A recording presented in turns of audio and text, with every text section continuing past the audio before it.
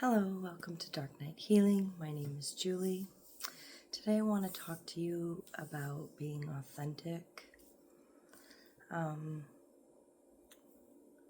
What does it mean to be authentic? To truly be authentic to oneself, you have to not be lying to yourself, and you have to be completely 100% honest with yourself and everyone around you. We have a lot of programming that is put on us from a very young age, from the moment we're born, of what is expected of us, how we're to behave as children, how to behave as teenagers, we're to behave as adults, how we're to behave within society, but also within the family unit, what our obligations are to our country, to our faith, to our family. We have a lot of things that are immediately instilled into us that aren't necessarily things that when we become an adult align with, or our values or morals that are instilled in us that we no longer believe because they are outdated beliefs.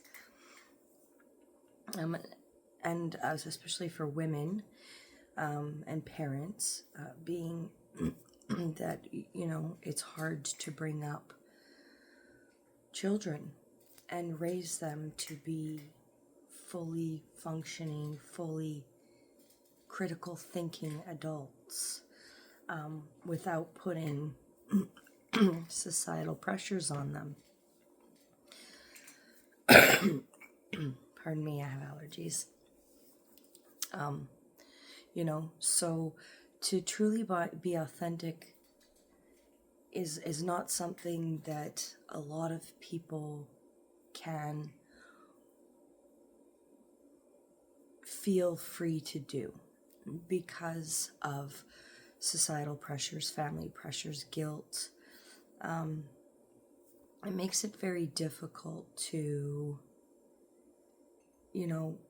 really want to show people who you truly are or what you truly believe, because you could be ostracized or criticized for it. Your views may not be the same as everyone around you, and sometimes you might be seriously judged. Other times maybe you're ahead of the game, but it still makes it difficult to be truly authentic. And I find as a woman and as a mother that especially during the 18 years of a child's life and raising a child, it can be quite difficult to know when to be 100% authentic with them and when not to be, because they are children. And you, as their mother, are the one that is to protect them and keep them safe and have them look up to you. And, it's a critical role and not one to be taken lightly or for granted.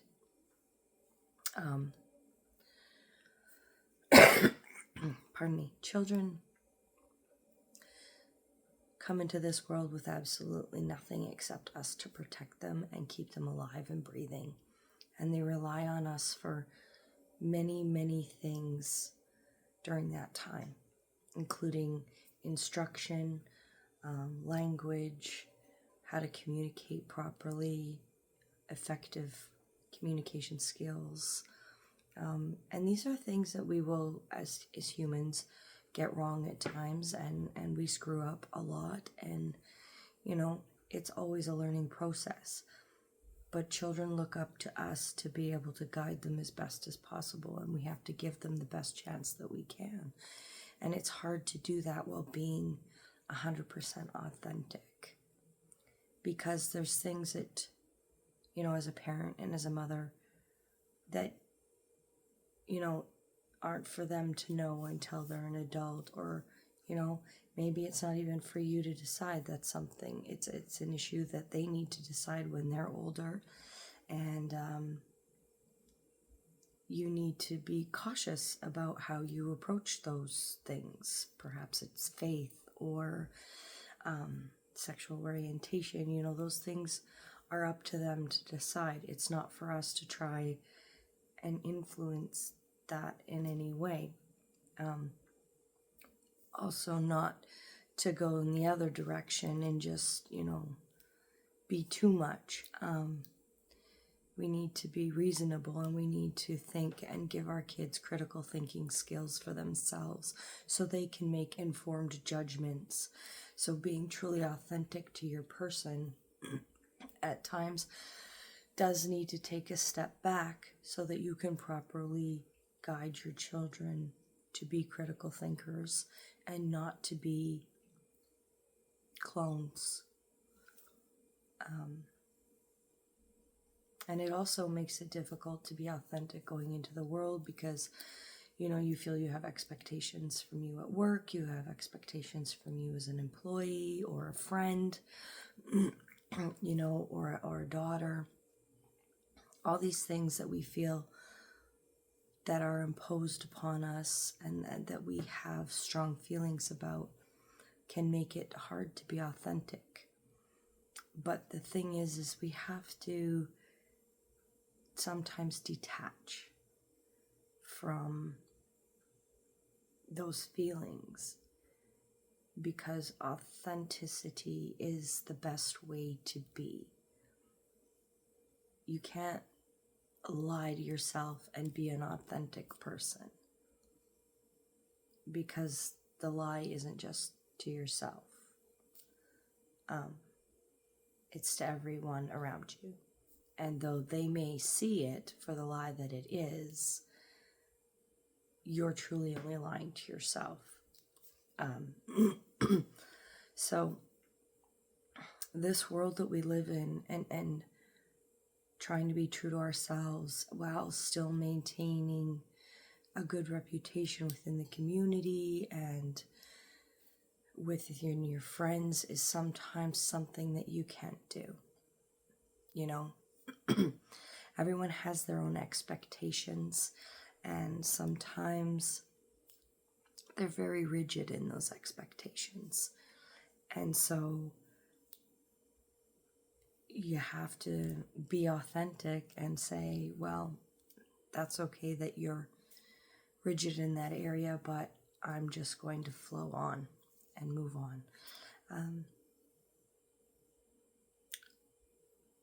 I've never lied to my children, but I have always found it hard to sometimes be truly authentic, because being authentic meant going against societal norms and what was expected of mothers. And, you know, it took a long time for me to let go of that and just release the guilt so that I don't have that guilty feeling anymore. Not that it ever changed me. I never wanted to change who I was, even when people were telling me, you know, watch your language, or, you know, don't do that, or you shouldn't do this, or you should do that. You know, I never wanted to change who I was. It always made me wonder why people wanted me to be the way they wanted me to be. I didn't understand that. I like who I am. I've always liked who I am. You know, the things that I have grown not to like about myself, I've changed. So I can be fully authentic, you know, but for a long time I tried to be what society wanted me to be, and, you know, have their view of me be my main purpose. I wanted to be seen as a hard worker, and I wanted to make my way in the world, and I wanted to, you know, do this, and, you know, just be that upstanding blue collar person, but the truth of the matter is that no matter how hard you work, you don't necessarily, get any further ahead, especially in a world that's designed to keep you behind. So you're just working to survive. And I don't want to work to survive. So I've really had to stop looking at the design plan that they had given me since school. And I had to really examine what about it that I don't like, which is basically the whole design. The whole design is that you live to work. I don't agree with that. That is not authentically me. I will never, ever live to work. I work to eat and have a roof over my head. That's why I work, because it's required. I'm not going to go out of my way to work any harder than I have to, than to provide me with what I need and the very few things in this world that I want. If there's something that I want that costs more, then I'll work a bit harder to get it until I get it. But I'm not going to go out of my way to make hundreds of thousands of dollars a year just so I can line the government pockets. It's not going to happen. I will never be that person. And I will never be the keeping up with the Joneses type. That is not me. And it's never been me. That's never been my dream. And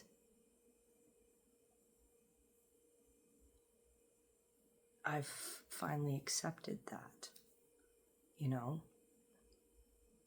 I only ever wanted those things because I was told that I had to have them. And they were desirable. My friends from high school, even still to this day, were almost 50. And they're still like, oh, I could never do that. I'm going to work so hard until I die. Like $500,000 in debt, like for the next 50 years. I'm like, no, that's not for me. That'll never be me. I watched my dad work himself to the bone, just to have most of it taken away from him. From divorce, separation, child support, the government, just all got taken away. So I will never desire to be a part of a grid like that. I just won't. And that's probably why I was never good in school. I couldn't conform. I still can't conform. My friends don't understand me. I don't understand them. I don't understand how you can choose to want to work that much, to spend that little time with your kids, and not enjoy the $500,000 investments that you just bought. Like investments. Everything is technically owned by the bank. So, to me, this is not authenticity. It's just another way to stay in the grid. So, for me, authenticity is coming now. That one, I've learned to let go of other people's expectations and opinions of me. And two, my kids are grown. I'm not wrestling with myself every day to be a better parent. I get to examine myself now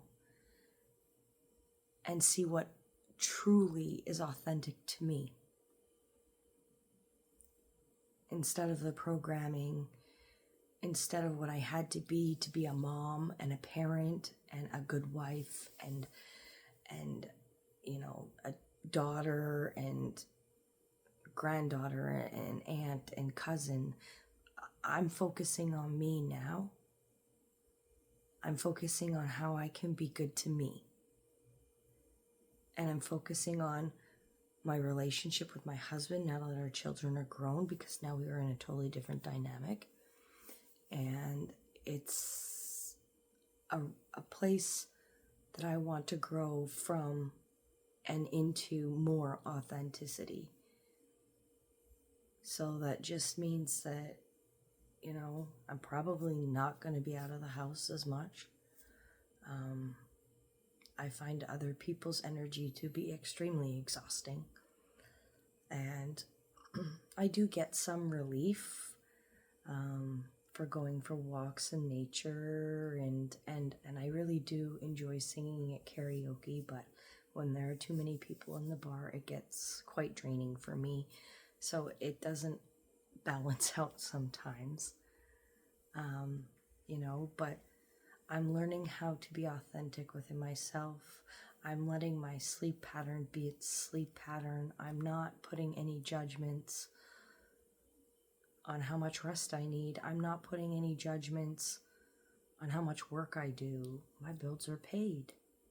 I have food in my fridge. I don't want for anything. All I want now is to really know and understand who I am, be authentic in that, show authenticity to the world, and see where the next 40 or so years takes me.